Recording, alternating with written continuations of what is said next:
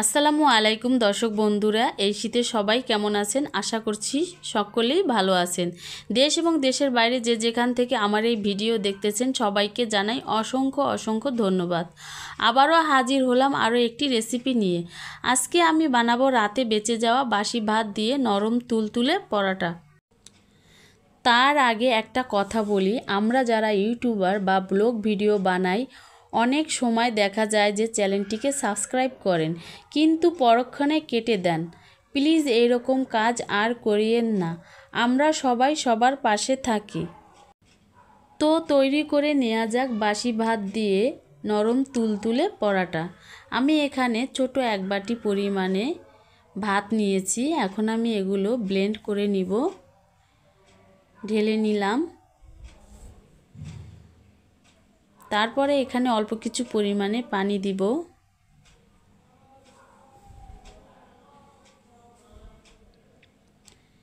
ঢেকে দিয়ে ব্লেন্ড করে নিলাম ভাতগুলো।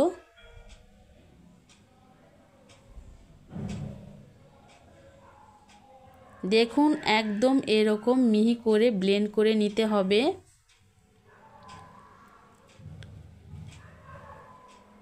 আমি মিহি করা ভাতগুলো একটা বাটির মধ্যে ঢেলে নিলাম।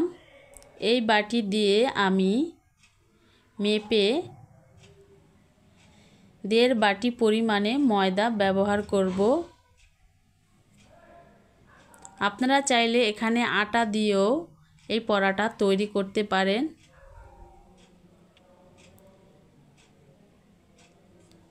আমি এখানে 1.5 বাটি পরিমাণে ময়দা নিয়েছি। এখানে দিয়ে দিলাম স্বাদমতো লবণ। তারপরে দিয়ে দিব 1.5 চা চামচের মতো চিনি।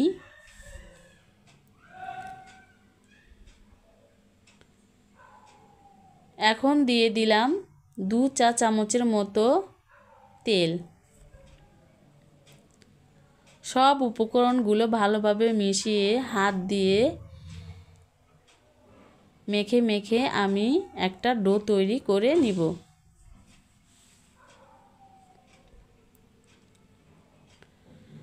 এখন একটু তেল দিয়ে দিব ডোটার ভিতরে, যাতে হাতের মধ্যে না লেগে যায়।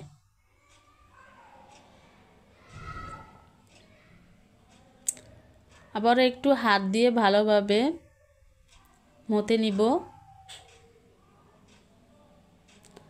তেল দিয়ে মথে নেওয়া হয়ে গিয়েছে। এখন আবারও একটু তেল দিয়ে ডোটার উপরে মালিশ করে দিব।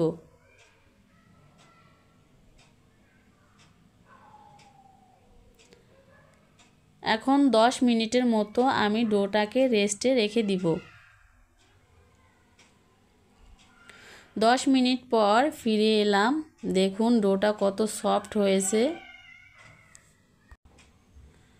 আমি ডোটাকে আবারও ভালোভাবে হাত দিয়ে মথে নিলাম। এখন আমি ছোট ছোট করে টুকরা করে নিব পরোটা তৈরি করার জন্য। হাতের সাহায্যে এরকম করে ডোটাকে মথে নিচ্ছি।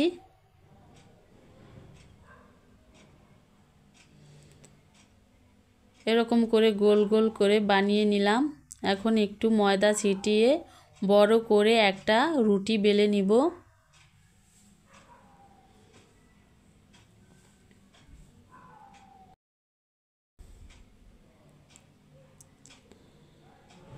আস্তে আস্তে করে বেলে নিলাম বড় একটা রুটি। আমার রুটি বেলা হয়ে গিয়েছে। এখন উপরে দিয়ে দিলাম অল্প কিছু পরিমাণে তেল। তেল দেওয়ার পরে এর উপরে দিয়ে দিব একটু ময়দা ছিটিয়ে। এরকম করে চারপাশের লেয়ারটাকে এরকম করে তৈরি করে নিব। আমি একটা 4 কোণা শেপ তৈরি করে নিব পরোটা তৈরি করার জন্য। 4 কোণা শেপ তৈরি হয়ে গিয়েছে। এখন আমি ওই একইভাবে বেলে নিব।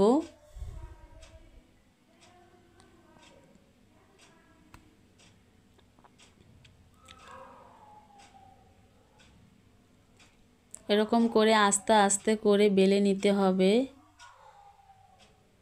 তো দেখুন তৈরি হয়ে গেল 4 কোনা শেপের পরাটা। এরকম করে আমি সব পরাটাগুলো তৈরি করে নিব।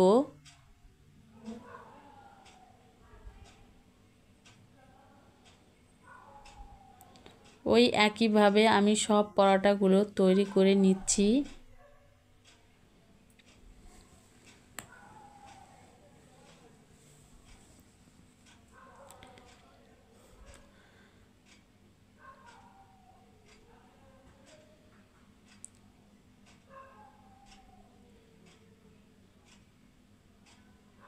রাতের বেলা ভয়েস দিচ্ছি চারপাশে, তাও কত শব্দ শোনা যাচ্ছে।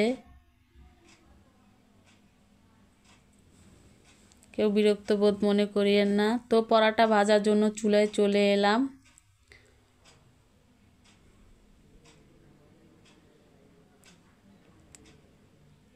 দুই মিনিট ধরে মিডিয়াম জালে পরাটাগুলো ভেজে নিব।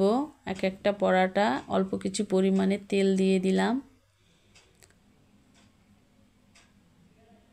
এই পাশটা হয়ে গিয়েছে, দেখুন মাঝে মাঝে উল্টিয়ে পাল্টিয়ে ভেজে নিতে হবে।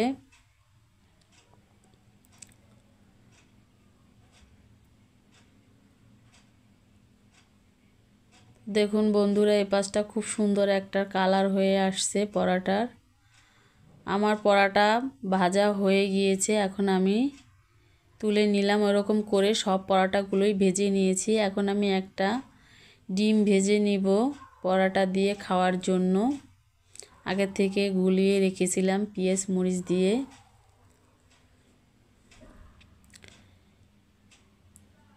একটু ঢেকে দিব যাতে পেঁয়াজ আর মরিচটা সিদ্ধ হয়ে যায় ডিমের ভিতরে। এই পাশটা হয়ে গিয়েছে, উল্টিয়ে দিব। আবার একটু ঢেকে দিলাম। ঢেকে দেওয়ার কারণে ডিমটা ফুলে উঠে এবং ভিতরে পেঁয়াজ মরিচগুলো সিদ্ধ হয়ে যায়। তো আমার ডিমটাও ভাজা হয়ে গিয়েছে, এখন আমি নামিয়ে নিব। তো তৈরি হয়ে গেল সকালের নাস্তা, বাসি ভাত দিয়ে নরম তুলতুলে পরাটা। এই পরাটাটা আজকে সকালে বানালে আগামীকাল সকাল পর্যন্ত এরকমই সফট এবং নরম তুলতুলে থাকবে। আমি একটা ছিঁড়ে দেখাচ্ছি, দেখুন ভেতরটা কত লেয়ারে পরিণত হয়েছে, কতটা সফট। একটু খেয়ে দেখি কেমন হয়েছে। খেতে কিন্তু দারুণ হয়েছে। আমার এই পরাটার রেসিপিটি যদি ভালো লাগে একটা লাইক এবং সাবস্ক্রাইব করে আমার পাশে থাকবেন। আজ এই পর্যন্তই। আল্লাহ হাফেজ।